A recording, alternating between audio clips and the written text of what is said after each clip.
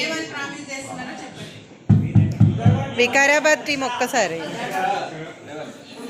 Amarendra Baahubali range లో కాకపోయినా అనంతగిరి అనంతేశ్వరుని సాక్షిగా వికారాబాద్ జిల్లా విషయ నిపుణుల బృందం చేస్తున్న ప్రతిజ్ఞ ఏమనగా, నేను నా సహచరులు నా వెంట వచ్చేవాళ్ళు అందరం ఇక్కడ ఈ రాజేంద్ర నగర ప్రాంగణ సాక్షిగా